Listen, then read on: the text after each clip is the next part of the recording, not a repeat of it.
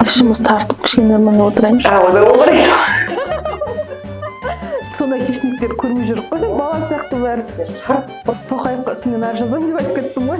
Апутымызға шалбар киіп алып дейді ғой. Өзің біліп ал. В такой степени интим деген нәрсе қалып кеткен да. Масқара. Кезінде істемесе.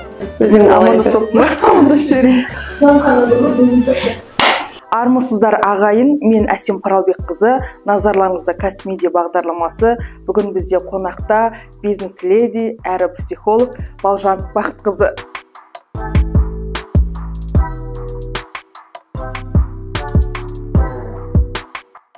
Қайырлы күн. Қалайсыз? Жақсымын, шүкір. Көңіліңіз қалай? Ой, көңілге керемет бізде. Әдемі дайындалған сияқтысыз ғой. Бастан аяқ қаншаға киініп келдіңіз сұхбатқа? Бастан аяқ сұхбатқа бүгінгі есеп бойынша 300 мың. Яқ-бұяғы ғой. Плюс-минус. Жақсы, тамаша. Сағатыңыз қанша тұрады? Сағатым көп емес, бір 50-дің үсті тұрады. Жақсы, өзіңізге әдемі жарасып тұр. Не ғой, бұл сұрақты қойып жатқаным өзіңізді еркін сезіну үшін, жаңағыда құрбы сияқты сұхбат болу үшін ешкім бізді сынамайды. Телеарна емеспіз, өзіміздің YouTube арна. Сіз жаңағыда нәзік жандылардың мәселесін қозғап жүрсіз, қол ұшын беріп жүрсіз, өзіңіздің жан дүниеңізден біраз сынақтар өтті дегендей, қазір енді курс ашу бір трендке айналып кеткен сияқты. Сіз соның легімен жүрген жоқсыз ба? Жоқ, жалпы негізі осы біз клубты ашар алдында мен өзім 9 ай бойы оны зерттедім, қарадым. Бұл қаншалықты қазір бізге қажет дүние, қаншалықты мен өзім пайдалы бола аламын деген дүние болды. Бірінші дәлелдеп айта аламын, ол бірінші біздің потоктың құны. Бірінші потоктың құны бізде 17.990 теңге болды. 17.990 теңгеге 7 маманның услугасы, яғни қызметі кіреді. Ол дегеніңіз, бұл жерде бір трендті, не болмаса пайданы көздеген адам емеспіз. Бұл жерде менің шынайы ниетім, әрбір нәзік жан сол өзінің нәзік кейпінде қалса, соны сақтап қалса деген ниет бізде. Баға өте арзан. Қазір білесіздер, миллионнан жоғары. Қай бір курсты алмасақ та небәрі 1-2 айда жаңағыдай 1,5 миллион деп ары қарай кете береді да. Соны мен таңғалып сұрап жатырмын, неге соншалықты жерге жаңағыдай теп тұрып бағаны қойдыңыздар? Біріншіден, бұл бірінші поток барлығымызға сынақ болды. Қалай болады? Қаншалықты біз көмек бере аламыз? Қаншалықты біздің қолымыздан ол дүние келеді деген. Және де менің қасымдағы спикерлер, яғни мамандар, мен дән ризамын, Аллаға сансыз шүкір айтам, өзім сияқты ниеттілер болды. Жоқ, бізге ақша емес, давайте көрейік, қалай болады екен, жасап көрейік, қандай дүние болады екен, қалай шығады екен деген сондай бір олардың да бір шынайы ниеті болды. Және де мен айтайын, болады ғой кей кезде бір бастапқыда барлығы солай ниеттенеді, бірақ ол қысқа уақыт емес, бір айдың өзі әжептәуір уақыт, қаншама сабақ өтілді оның ішінде.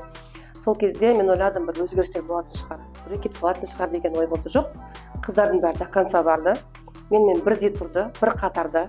Біз прям бір желінен қол, бір жағадан бас шығарып, бәріміз бірдей жұмыс жасадық. Қанша қатысушы, яғни саны қанша болды? Негізі мен өзім ниетті болдым 10 қатысушыға, 10 адамға көрейін дедім бастапқыға. Қатты жарнама жасаған жоқпыз, тек өзіміздің жанымыздағы адамдарға айттық. Олар былайша айтқанда клуб енді ашылды. Олар білмейді қайда келген, ол не дүние екенін білмейді. Шыны керек, маған сеніп келген адамдар, және сенен артадық деп ойлаймын. Бірақ 2 адам бізде үлгермей қалды. Өйткені біреу жолда болды, біреу ауырып қалды. Оны мен 2-ші аптадан бері қосыла бер деп айтқым келген жоқ. Ол кісілер енді 2-ші потокқа қосылады, сол бағамен кіріп кетеді. 7 маман дедіңіз, жағы қатысушылармен жұмыс істейдіңіз. Ол қандай маман иелері, кімдер? Бірінші кезекте ол психолог. Потому что бізде ішкі состояние, мына түпкі сана дейді ғой, қазір түпкі ой деген, түп сана деген қазір трендтік сөз ғой. Бірақ дегенмен де оған үңілетін болсақ, өте маңызы мол дүние негізі. Психология. Екінші ол косметология, яғни бет күтімі, шаш күтімі, тырнақ күтімі, дененің терісінің күтімі. Үшіншісі ол бізде стилистика, яғни киіну, сәнді киіну. Айтамын ғой бағанағыдай. Сол сен ақша жұмсайсың сол киімге. Дәл сол сумаға әдемі сәнді өзіңе қазіргі уақытта трендтегі киімдерді киюге болады.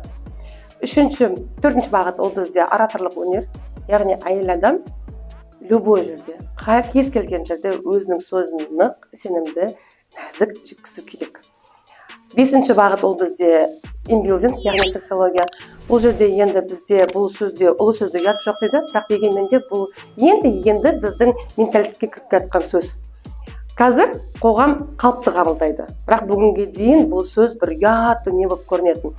Бірақ мен айта кетейін, кішкене осы жерде именно сексология жақта ол жерде тек қана бір интимдік қатынас емес, ол жерде кәдімгідей әйел адамның репродуктивный здоровье дейді ғой, репродуктивтік денсаулығы айтылады полностью. И бізде фитнес, правильное питание, себебі бізде дұрыс тамақтану, ол мысалға мына бет күтімі, сырт келбеті бәрі ол жақсы, қолдан жасалатын дүние. Бірақ біз білмейміз, жеп жатқан дүниеміз ішімізде қандай қоқыс жатқанында, соны тазалаймыз. И, конечно, медитация. Әйелдерде 7 чакра бар, сол 7 чакраны ашу жолындағы медитациялар. Сіз концепциясын өте керемет жасағасыз да, бұл істі бастауға сізге не түрткі болды? Біріншіден өзім, себебі бір сәтте бір ойланған кезде сол баяғы балжан қайда кетті деген сұрақ болды. Сол баяғы 18 жасар балжан, яғни арманға толы, мақсаттары бар, жарқын, ашық, нәзік, сондай бір қиялға толы әлем бар қыз қайда кетті. Бүгінгі күнде ешкімге сенбейтін, тас жүрек, тарсып ұрсып сөйлейтін, бетбақ, және де жұмыскер, сондай бір бұтымызға шалбар киіп алып дейді ғой, сол сияқты бір ер азаматтың кейпіне еніп алдық. Сонда ол балжан қайда деген нәрсе кетті. Сонымен іздене келе мен көзім ашылды. Жалғыз мен емес екен ондай.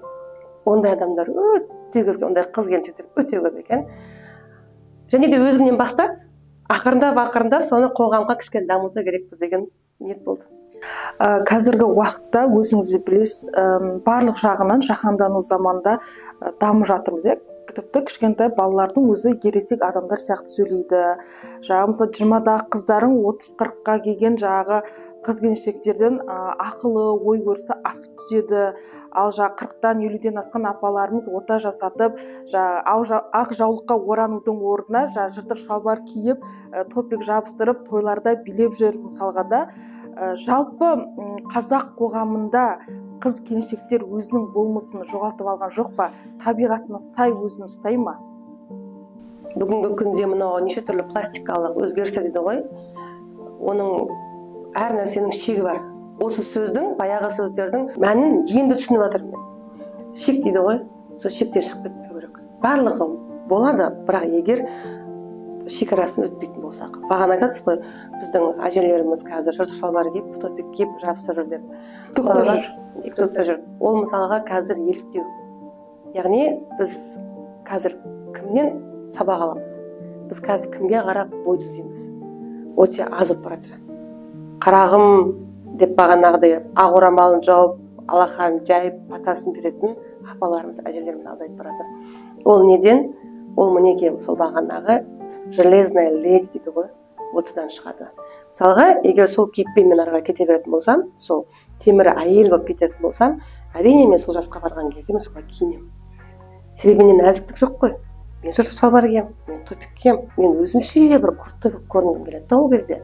Сондықтан ол именно менің көздеген сол қазір кішкене бір қалыпқа келтіру қайтадан сол бағытты. Сіз үшін нәзіктік деген не? Мен үшін нәзіктік деген ол келген жағдайда өзінің әлсіз екенін мойындау.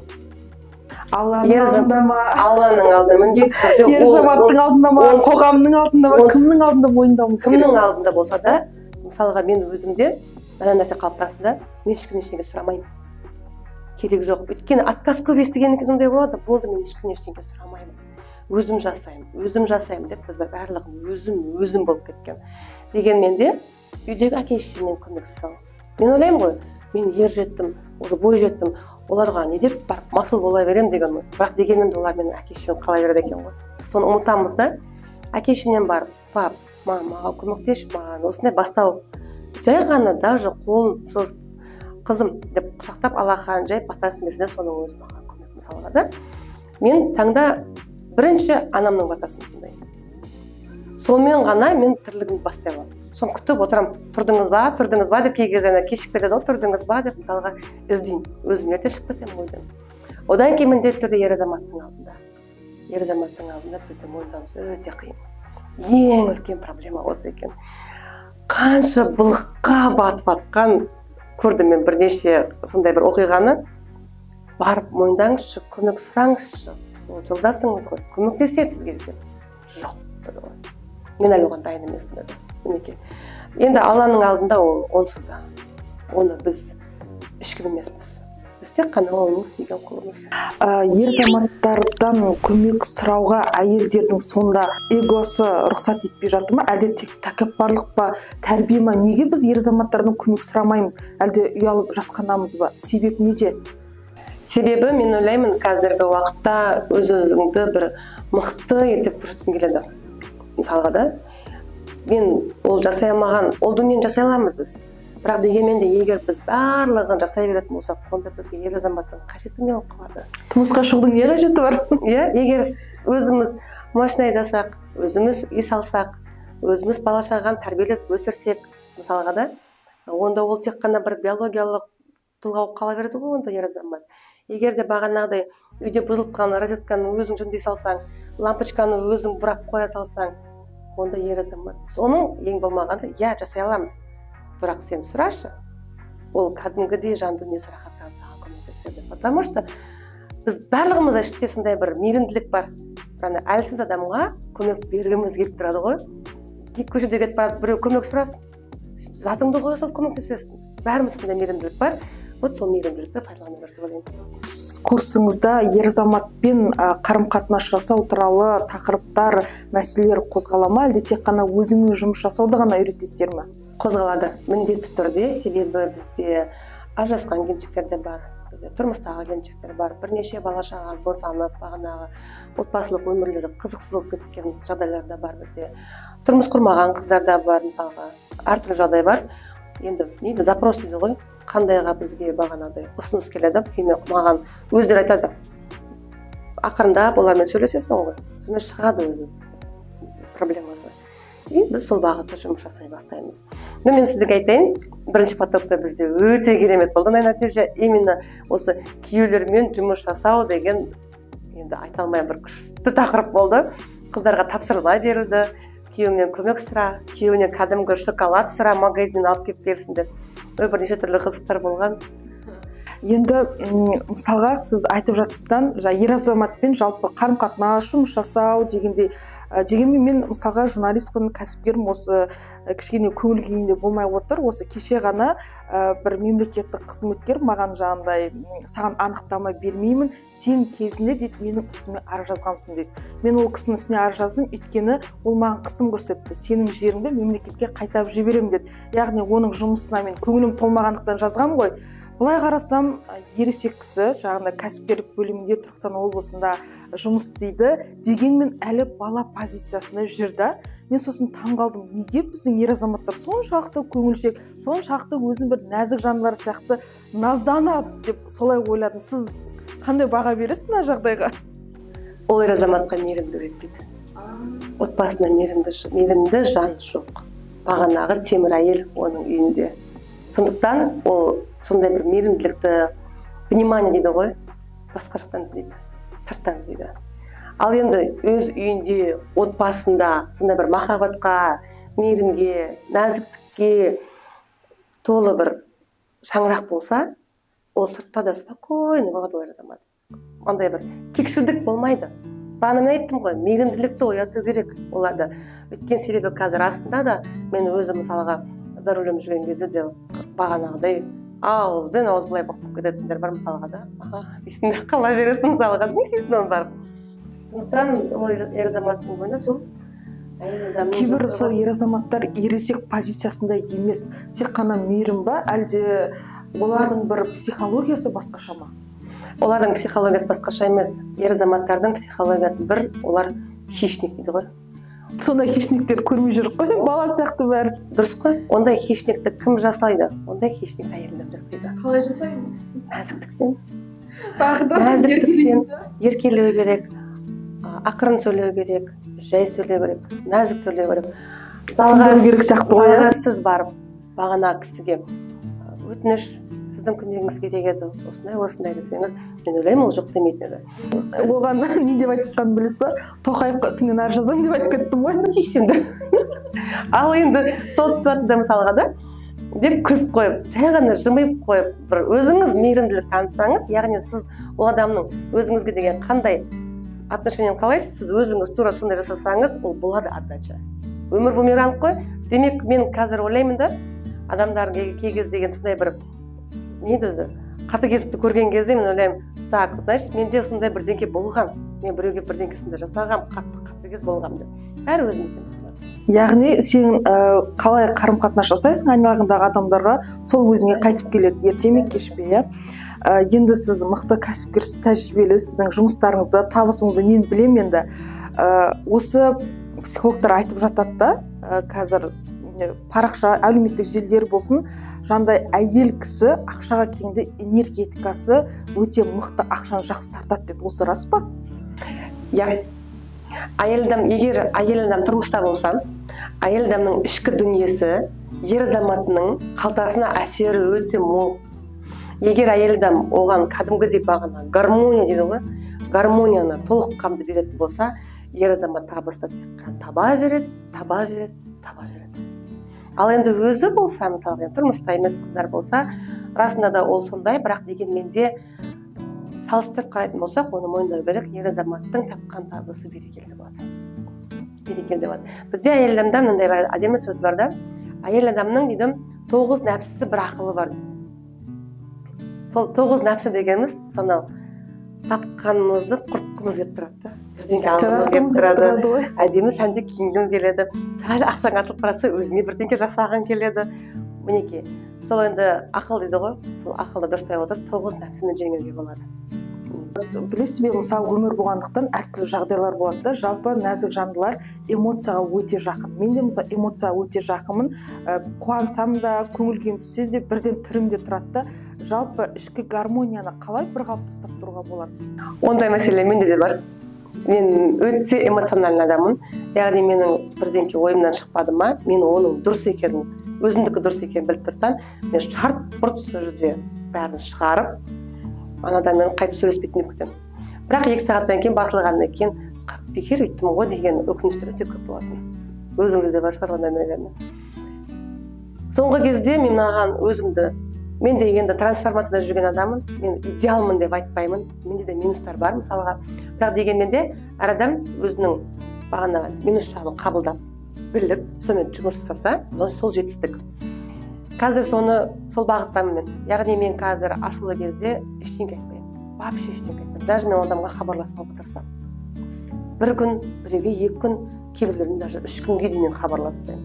Даже ол адам жазса да, мен қысқа қайыруға тырысамын. Өйткені себебі ол бәрібір әңгімеден мен бәрібір жайып саламын да, ол адамды ренжітіп қоюы мүмкін. Сондықтан қазір осындай бір позицияны ұстап жүрмін. Жоқ болып кетсем, 3 күннен кейін, кішкене басылғаннан кейін барып ашық сөйлесемін. Себебі ашық сөйлесу керек. Бізде ең қиын нәрсе де, ең жаман нәрсе іште біз сақтап қаламыз. Айтылмай қалған нәрсені біз кейін ашу басылғаннан кейін, қойшы, ладно дейміз да. Бірақ дегенмен де ол жиналады. Сен ана адамға мүмкін одан басқаша істеген шығар. Оның ниеті басқа болған шығар. Сен бар сұра оны. Ал біз өзіміз, негізі әйелдің фантазиясы өте мықты ғой. Өзімізге күшті картинканы елестетіп аламыз да. Болды, ол солай деп ойлап, бізбен өзіміз ренжіп жүреміз мысалға да, бұл ханталқанымыз шығар.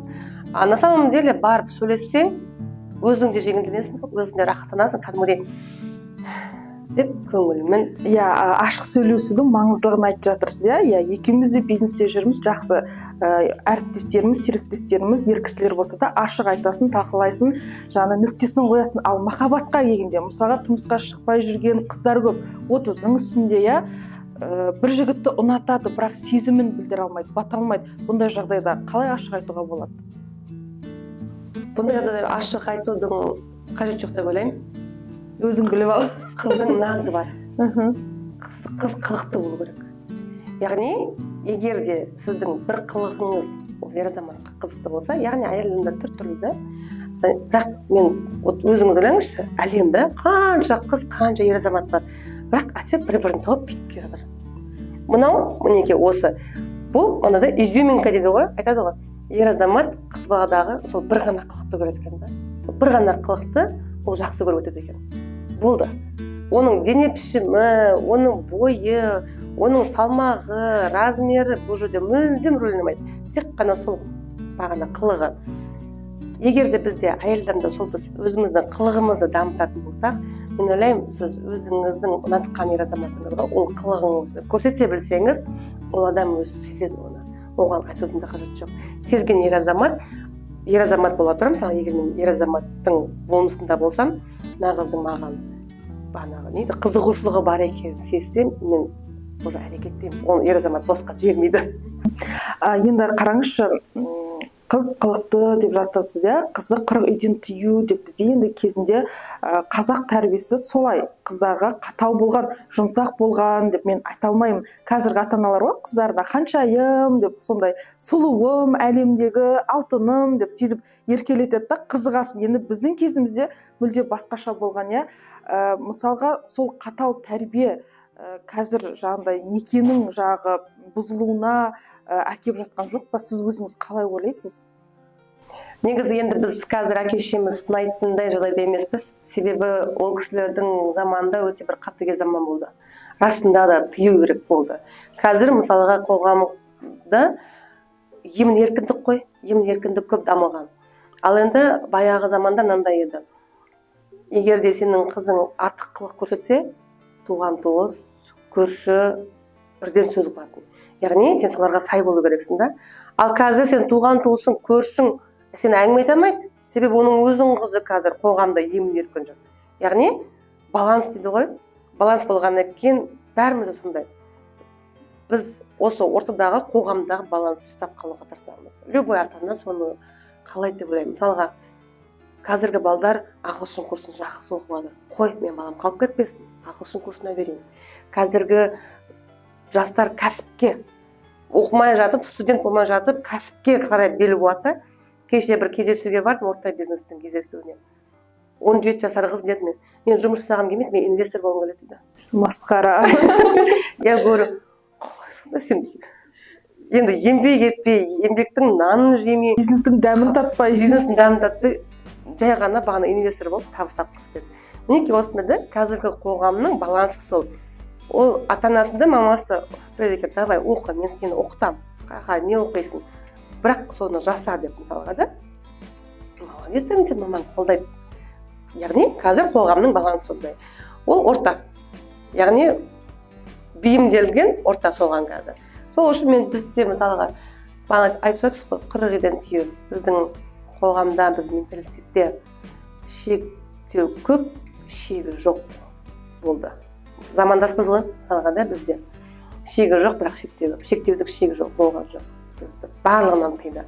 Бірақ дегенмен де қазіргі таңда бүйтіп қарасаң, менің даже ана мен әкемнің көзқарасы өзгеріп жатыр. Олар қазіргі қоғамға бейімделіп жатыр уже. Себебі қай бір күні бір ауылға барып қалдық, қайтар кезде жолда келе жатсақ, әкем айтады, асықпай айдай бер дейді. Керектігін түсіріп ал өзіңе дейді. Біз жол түсіреміз ғана сториске, өзіңе керегін түсіріп ал дейді. Сонда түсінгенім, ол кісінде соған уже бейімделіп жатыр. Стористің не екен, сол дүние маған қажет екенін біліп келе жатқан адам ғой мысалға да. Енді кезінде білесіз ба, ата-аналар осы балаларын енді 30 жыл бұрын, 40 жыл бұрын тәуелсіздікті енді алып жатқан кезде баланың қабілетіне, баланың біліміне көп көңіл бөлген жоқ, қолдау жасаған жоқ мысалға да. Ал қазір енді мен қуаныштымын, ата-аналардың балаларына қолдау көрсететініне, жан дүниесін түсінетініне, қабілетін аша білгеніне мен шынымды айтсам өте қуаныштымын. Бірақ менің ендігі сұрағым, ажырасуға неше түрлі себептер көп, мысалы карантин кезінде статистика қатты өсіп кетіпті. Ажырасудың саны көбейіп жатыр екен. Осы ажырасудың негізгі себептерінің бірі әйел кісінің үндемей қалғаны ма, әлде керісінше еркегін жерден алып, жерге салып, бетіне балжылдап айтқаны ма? Мен мынадан бастайын. Бірінші потокта бізде мынандай бір тапсырма болды. Аптасында бір рет ер азаматыңызбен 2 сағат уақытты бірге өткізесіз деген. Өткізе алды ма? Өткізе алды. Бала шағасыз. Әрине, бала шаға біз үшін өте маңызды. Әке-шеше маңызды, ата-ене маңызды. Бірақ дегенмен де ол сіздердің уақыттарыңыз болу керек.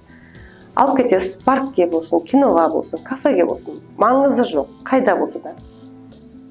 Әңгіменің жайлы болу керек. Екеуміз ғана жайлы. Кредит жайлы емес, продукты жайлы емес, біреудің проблемасы жайлы емес. Жай ғана екеуміз жайлы. Қалай таныстыңыздар? Қандай сезімде болдыңыздар?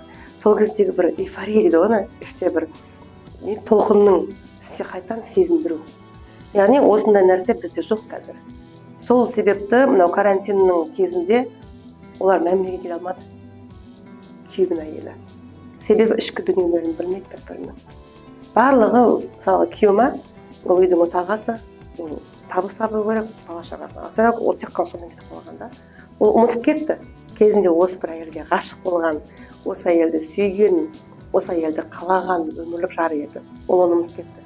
Әйел адам тоже самое. Кір, ыдыс, үй жинау, бала қарау, күйеуінің тамағын дайындау, мысалға да ата-енеге қызмет жасау. Ол ұмытып кетті. Мына кісі бұл сенің жәннатың. Бұның разылығы ертең сенің жәннатқа кіруіңнің есігі деген нәрсені ұмытып кетеді. Сол бір мәмілеге келу. Расында да жасай алған қыздар көп болған жоқ. Әрі кетсе бір 3 қыз жасай алды бізде. Жолдастары келісіпті ма, әлде бас тартыпты ма? Сол маған қызық болып тұр. Үшеуінде келіскен, қалғандарында бір 2 келіншекте келісті, бірақ басқа күні депті. Одан кейін енді босаныс келеді ғой, негізі ыстық кезінде істемесең. Ал қалғандарында уже бас тартты десек те болады. Мысалға бізде қыздарды подходты біз былай жасап үйреттік. Жүрші киноға барайық емес. Кино или парк? Таңдау өзіңе.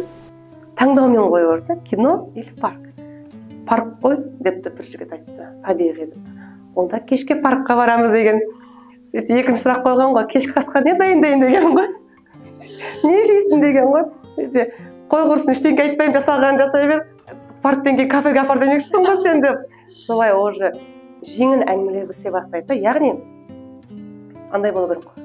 Екеуінің арасындағы әңгіме басқа біреуге айтуға ұялатындай нәрсе болу керек. До такой степени интим деген нәрсе қалып кеткенде, интим деген тек қана ол бір төсекті қара қатынас емес. Екеуінің мәмілесі, әңгімесі. Енді сіздің курсыңызға мен де қатысатын сияқтымын. Өйткені қатты қызығып отырмын да. Балжан ханым жалпы уақыт бөліп, осы график сізде тығыз ғой, білемін ғой, қашан көрсеңіз жүгіріп жүресіз. Әйтеуір сонда да сұхбатқа келгеніңізге көп рахмет. Мен арнайы сіз үшін Түркістаннан келдім бүгін. Жолдан келсем де қалай да болмасын сіздің жағы сұхбаттасайын, әңгімелесейік деп, енді сұхбаттан келгенде шай ішіп өзіміз оңаша ары қарай жалғастырамыз ғой. Болды. Құрметті көрермен, бүгінгі сұхбат жайлы өздеріңіздің пікірлеріңізді міндетті түрде жазыңыздар, өз ойларыңызды білдіріңіздер, лайк басып, арнама тіркелуді ұмытпаңыздар.